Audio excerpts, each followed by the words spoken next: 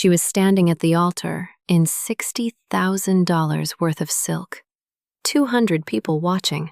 The music playing. The flowers perfect. Everything exactly the way he had arranged it. And she stopped walking. Jade was a black woman who had spent 2 years making herself smaller so that Brett Calloway could look larger. 2 years of swallowing her voice at his dinner tables, wearing his choices, smiling at his guests, being presented like a possession with a pulse.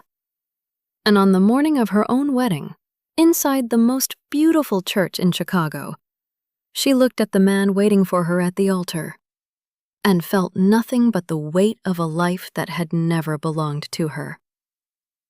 But there was someone else in that cathedral, standing at the eastern wall. Dark suit, quiet eyes that missed nothing. A dragon tattoo climbing the left side of his neck. A man she had been told was just a bodyguard, just a security contractor, just a Korean nobody Brett had hired by the hour. She stopped walking. She turned. She walked out. And he walked with her. What Brett Calloway never imagined, what no one in that cathedral could have known, was that the man his fiancé had just chosen over him, the man he had dismissed and humiliated without a second thought, was not a bodyguard at all. He was Shin Chae-won. And for 11 years, the city of Chicago had been trying to find him. What happened next changed everything. For all three of them.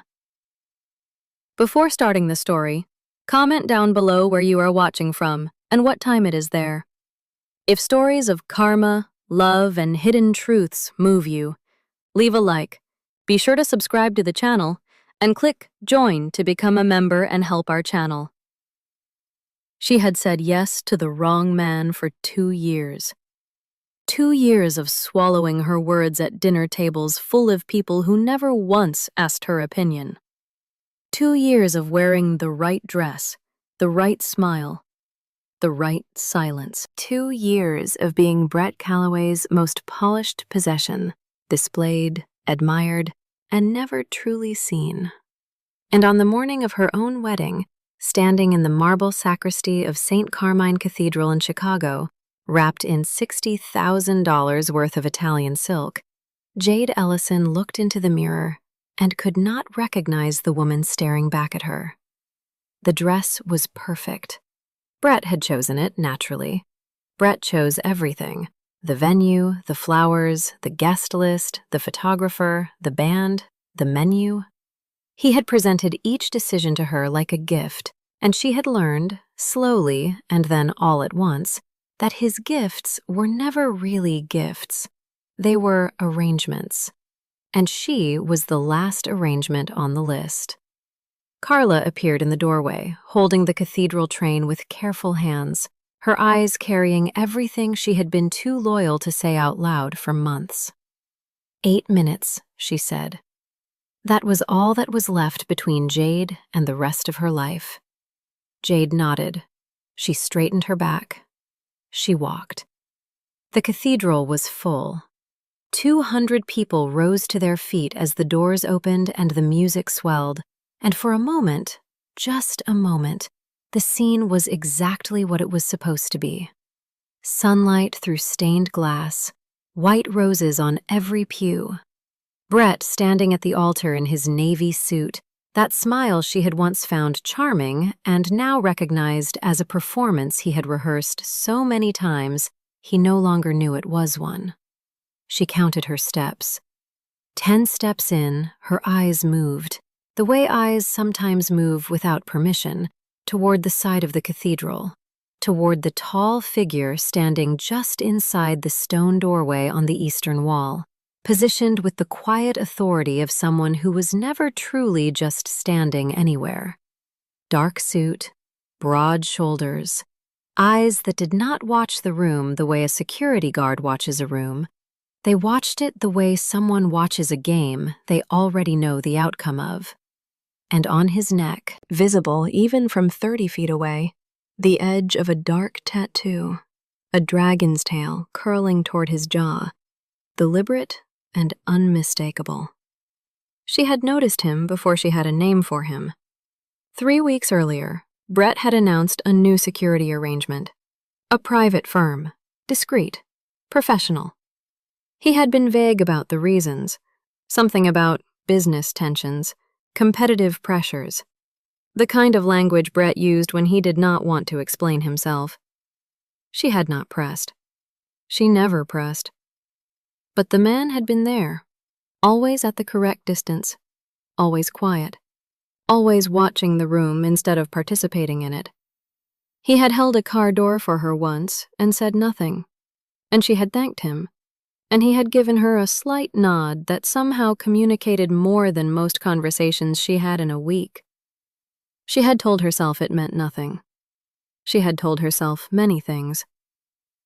30 steps from the altar now, and Brett was watching her with that smile, and the guests were watching her with expectation, and the music was telling her body to keep moving forward, and every cell in her that had been trained for 2 years to be agreeable was pulling her toward that altar. And then she stopped. Not dramatically, not with tears or a gasp or a speech. She simply stopped, the way a person stops when they finally hear the thing that has been trying to reach them for a very long time. The cathedral shifted. A murmur moved through the pews, like wind through tall grass. Brett's smile held for exactly 3 seconds before it cracked at the edges.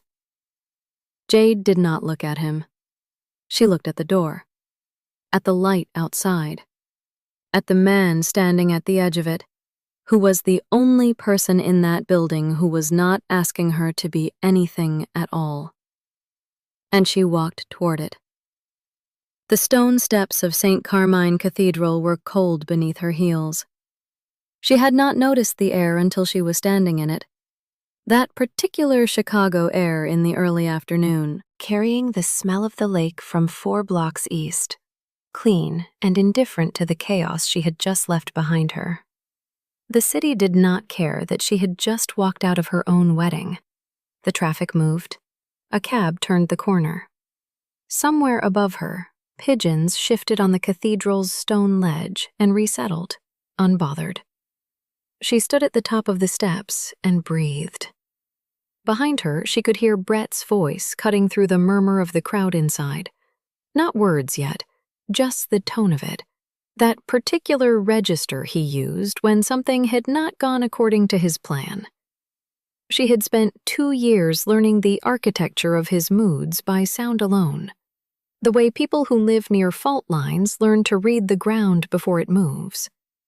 She did not turn around. He was beside her before she had fully processed that he had moved. Not close enough to ground her, not far enough to be absent. Just there. The way he was always just there.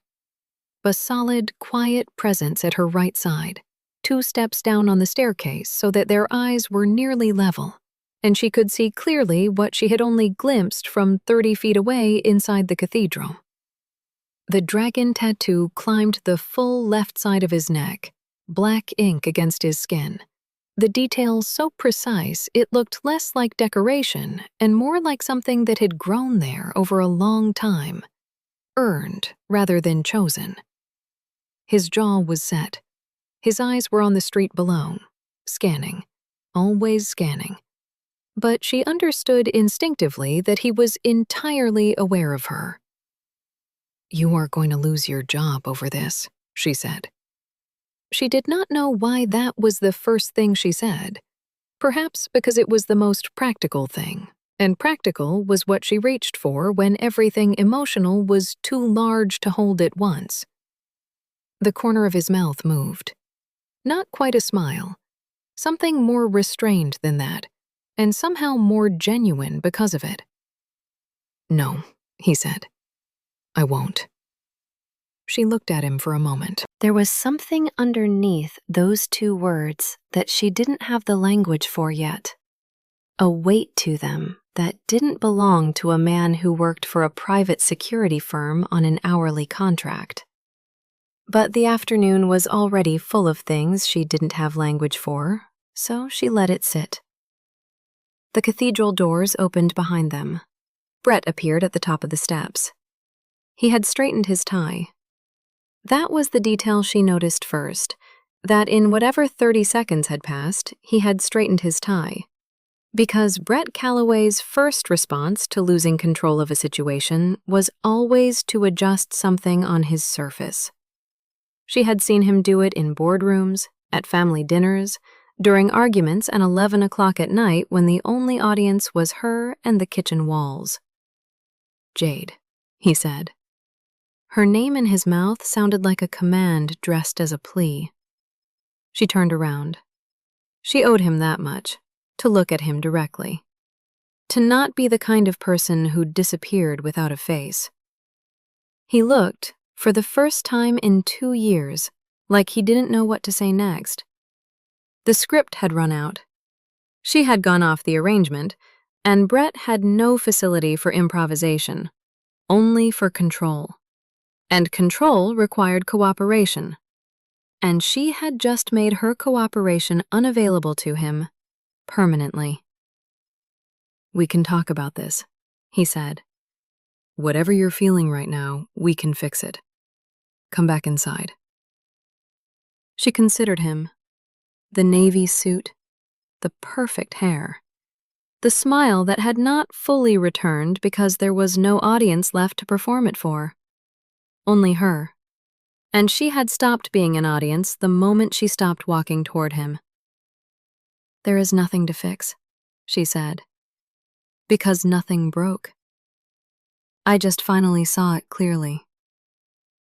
Brett's eyes moved to the man standing beside her. Something shifted in his expression. Not quite recognition, but the particular unease of a person who senses, without being able to name it, that they are standing in a room where the power does not belong to them. "Who are you?" he said to Jaewon. It was not entirely a question. Jaewon looked at him with the calm of someone who had been asked much harder questions by much more dangerous men. He said nothing.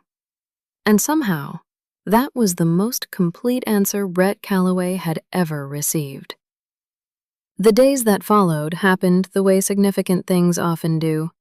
Quietly, at first, and then all at once. Jade moved into Carla's spare room that same evening, the wedding dress folded into a garment bag she shoved to the back of the closet because she couldn't look at it and couldn't bring herself to throw it away yet either.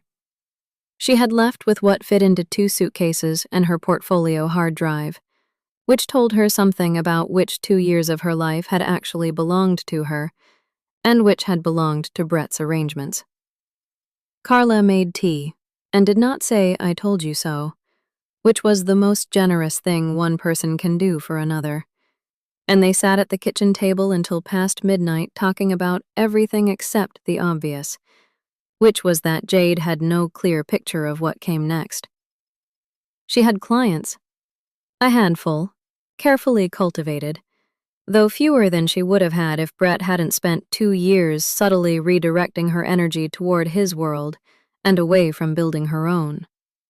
She had a reputation that was genuine, work she was proud of, and a savings account that was honest but not generous. She could build from it. She knew she could. But knowing you can build something and standing at the empty lot where it has to go are 2 different kinds of knowledge. And that night she was standing very firmly in the second kind. She did not let herself think about him. She tried, at least. The envelope arrived 3 mornings later, slid under Carla's door before either of them was awake. No return address.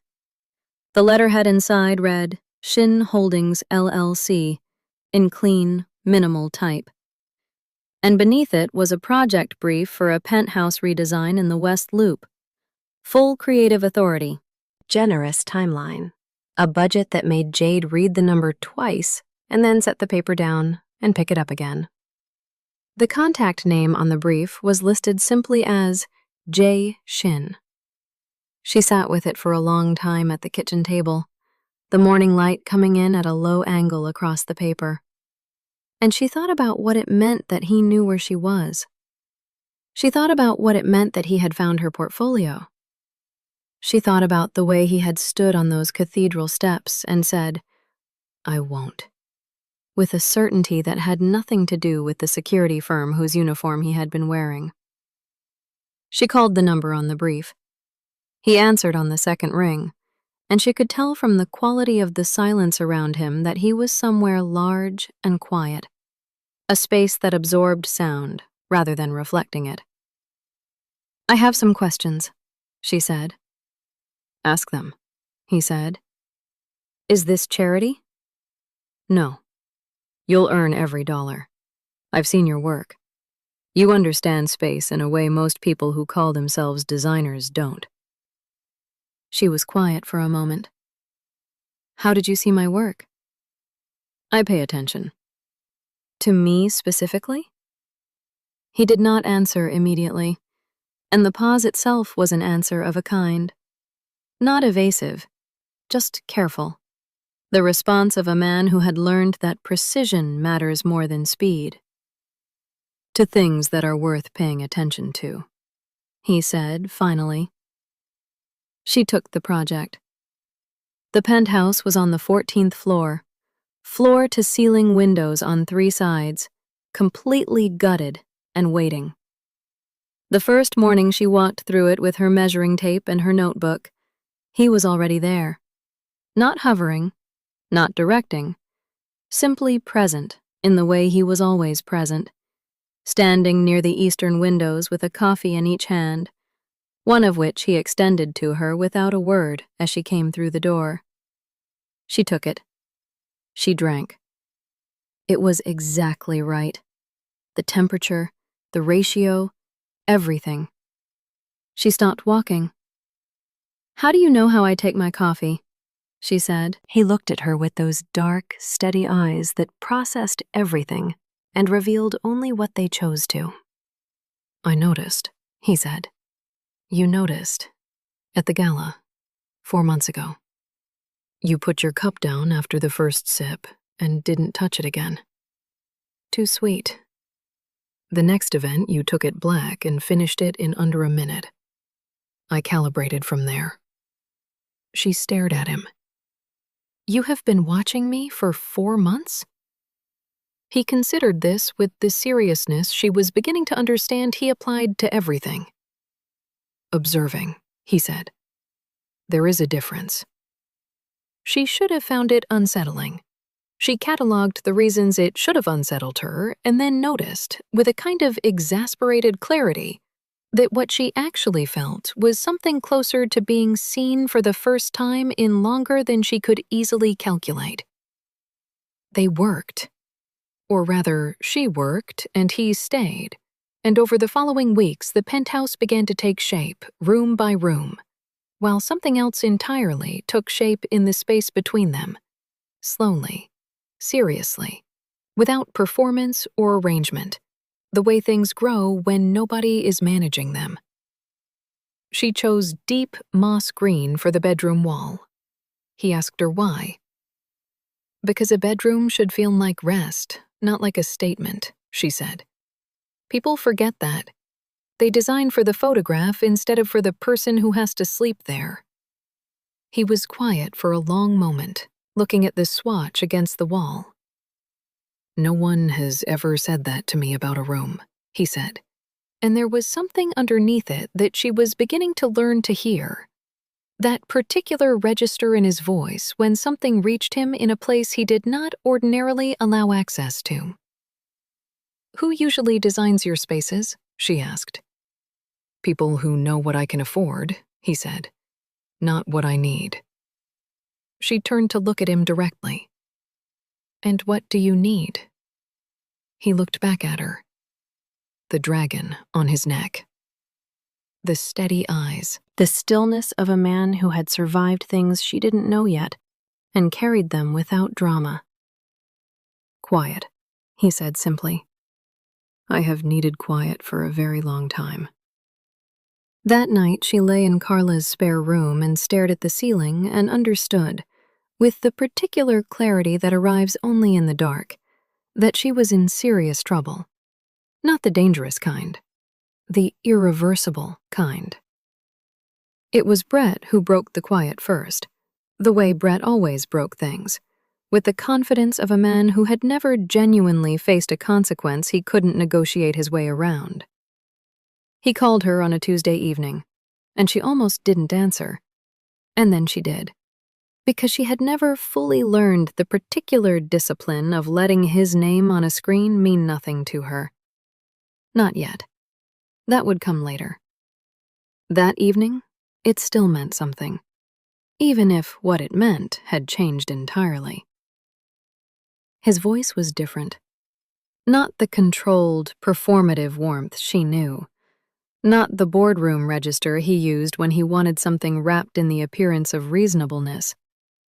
This was something raw, and it took her a moment to identify it because she had so rarely heard it from him.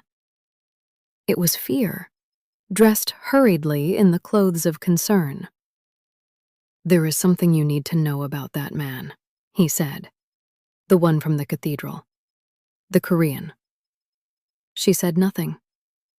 She had learned, in the weeks since leaving him, that silence was a more honest response to Brett than anything she might say out loud. "He is not who you think he is, Jade. He is not a security contractor. He is not some—" He paused, and she could hear him recalibrating, choosing his words with the care of someone who has just realized the ground beneath them is less stable than they assumed. "He is dangerous. He runs an organization. A criminal organization. I have documentation. I have names. I can show you everything." She sat with the phone against her ear and looked at the moss green swatch she had pinned to the wall of Carla's kitchen 3 days ago, still deciding if it was right for the penthouse bedroom. "And you," she said finally. "What do you run, Brett?" The silence on his end was its own kind of answer. She hung up. She went to Chewan the next morning, not because Brett had frightened her into it, but because she had decided, somewhere in the dark of the previous night, that she was done receiving information about people from sources with motives. She would ask directly. She would hear it from him. And then she would decide what she believed based on the whole of what she knew, not the piece that arrived most recently and loudest. He was at the penthouse when she arrived. The morning light was coming through the eastern windows in long, flat lines across the bare concrete floor, and he was standing in the middle of the main room with his jacket off, sleeves rolled to the forearm, looking at something in the space that she recognized as the same quality of attention she gave a room before she understood what it needed. She stood in the doorway. "Who is Shin Holdings LLC?" she said. He turned. He looked at her face with those dark eyes that never wasted a look, and she watched him make a decision. She could see it happening, the precise moment a man who has kept something locked for a very long time chooses the key over the lock. "Me," he said. "And Shin Holdings is what, exactly?" He was quiet for 3 seconds. 3 seconds that restructured everything. "The registered entity," he said carefully, "for a larger organization, one that operates across several cities. Seoul, Los Angeles, Miami, Chicago." "What kind of organization?" He did not look away from her. He did not soften it or frame it or dress it in language designed to make it land gently. And she understood later that this was the most significant thing he could have done. To give it to her plainly, without management, without arrangement. The kind, he said, that the city of Chicago has been trying to locate the leadership of for 11 years. She breathed in slowly. "You are the leadership." "Yes." She looked at him for a long moment. The penthouse was completely silent around them. The city moved 40 feet below, indifferent and continuous. Brett called me last night, she said. He told me you were dangerous. He wanted me to be afraid of you. Something moved through Chaewon's expression. Not surprise, but a kind of grim recognition. Brett Calloway, he said, has been laundering money through his real estate holdings for 6 years. 2 European organizations. He moved into territory in this city that was not available to him. I came here to confirm it. I stayed because... He stopped. She waited. I stayed, he said, because I met someone who looked at me before she knew what I was, and I had not had that in long enough that I had stopped expecting it. She set her portfolio bag down on the concrete floor. She crossed the room slowly and stood in front of him, close enough to see clearly the full detail of the dragon climbing his neck, the phalanges of his hands, the years written quietly in the set of his shoulders. The documentation on Brett, she said. Does it exist? It has already been delivered, he said. Federal authorities received it 4 days ago. She nodded slowly. She looked at the floor, then back at him. You came here for Brett, she said. And then what happened? He looked at her with something that was not quite a smile and not quite sorrow, and was entirely, irreversibly honest. You happened, he said. Brett Calloway was arrested on a Wednesday morning 7 weeks later in the lobby of his own building. The charges were federal. The documentation was immaculate. His lawyers called it a setup. The evidence disagreed.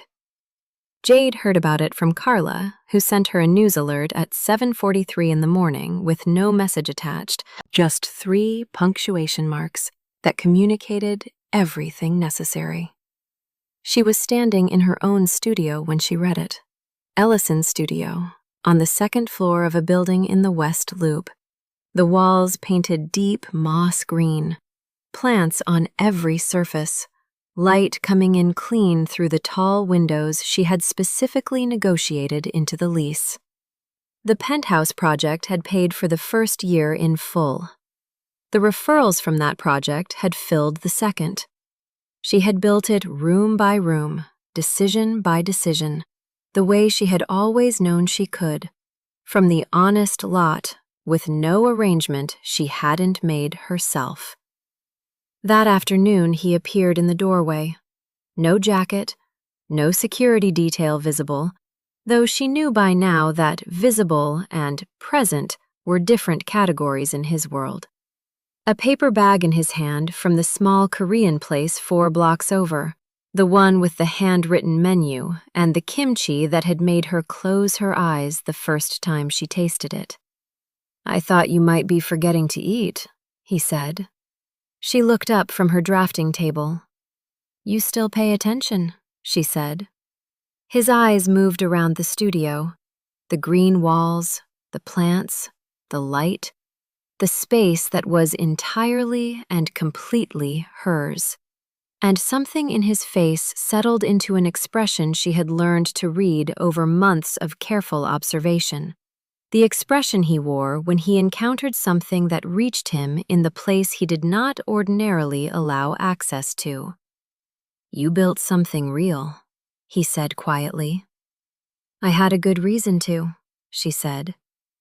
He set the bag on the edge of her drafting table and looked at her, and she looked back at him, and between them was everything that had accumulated since a cathedral doorway and a flight of stone steps and a city that had kept moving, unbothered, while 2 people found each other in the least likely arrangement either of them had ever been part of. She opened the bag. The steam rose between them, warm and familiar. Outside, Chicago moved on. If this story moved you, stop for a moment and reflect. Have you ever been in a room where someone made you feel invisible? Where you were presented like an accessory instead of a person, and you stayed anyway because leaving felt more impossible than enduring? And have you ever been surprised by someone the world told you to overlook?